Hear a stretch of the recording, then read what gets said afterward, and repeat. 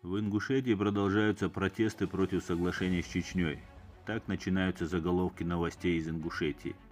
Враг чеченцев и мусульман, прикидывающийся другом Максим Шевченко, как бы уговаривает ингушей не ссориться с чеченцами. Станислав Белковский в унисон кремлевской пропаганды также заявляет на «Эхо Москвы», что это ингушско-чеченский конфликт. Но никто из них не говорит о том, что оба народа, как и все на Кавказе народы, находятся в заложниках. С разницей лишь в том, что во временно оккупированной Ичкерии уже установлен режим, сравнимый со сталинским режимом времен Большого террора.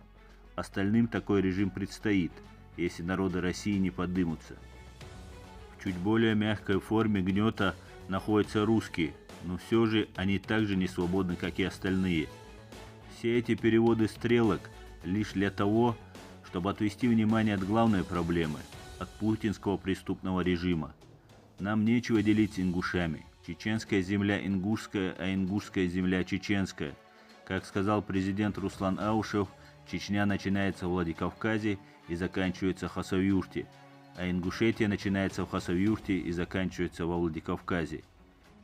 Участники митингов в Магасе мне многократно заявляли, что они не против чеченцев, а ссылка на то, что кому-то показалось, что против протестующих пригнали кадыровских росгвардейцев, и он назвал их чеченцами несостоятельно, так как ингуши ненавидят кадыровцев в том числе из-за того, что они угнетают чеченский народ в угоду оккупанту. У неангажированных наблюдателей за ситуацией в Ингушетии возник вопрос, что послужило такому накалу страстей? Ведь земли, переданные Чечении, это небольшой участок горной местности, и даже если он представляет историческую ценность, как заявил один ингушский активист на радио «Свобода», то он находится там же, где и находился, и является таким же достоянием истории для чеченцев. Смысла в такой активности в принципе нет. Прозвучал на первый взгляд закономерный вопрос, почему же ингуши не требуют с таким же усердием вернуть пригородный район? В связи с этим на ум приходит песня Владимира Высоцкого «Охота на волков». Идет охота на волков, идет охота, кровь на снегу и пятна красных флажков. Натянутый шнур с красными флажками для волков является предметом неизвестным, вызывающим подозрение и опасность. То же самое происходит и в Ингушетии. У народных масс накоплен запрос на изменения и реформы, но за годы правления преступного путинского режима умело расставлены красные флажки.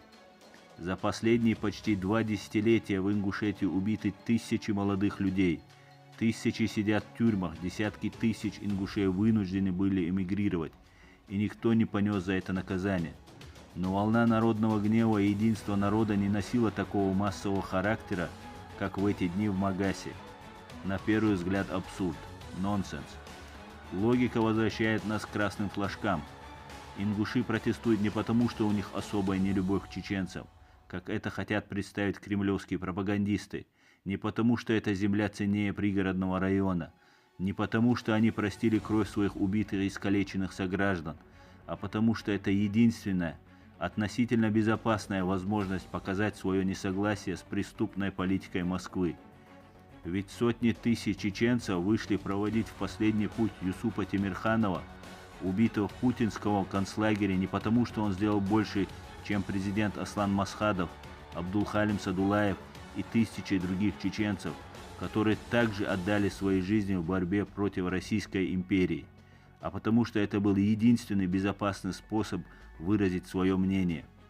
Заявив, что полковник Буданов враг чеченского народа, Кадыров как бы разрешил чеченцам именовать его именно так, а соответственно признать его ликвидатора героем. Хотя кадыровщина и не рассчитывала на такую реакцию чеченцев. Да, среди ингушей в соцсетях есть люди, обливающие грязью весь чеченский народ, но никто из них открыто не говорит плохо о чеченцах на митинге, так как протестующие этого не позволят. С большой долей вероятности можно утверждать, что это наемные провокаторы, то есть тролли, или люди, страдающие скудоумием. И нам, простым ингушам и чеченцам, не холодно и не жарко от них. поэтому мне приятно видеть своих братьев-ингушей сплоченными. Премьер-министр Чеченской республики Ичкерия Ахмед Закаев в своем обращении по поводу протеста в Ингушетии сказал, что он не сомневается, что Кавказ будет свободным и единым, и в этом нет сомнения, да Ал-Му'ла.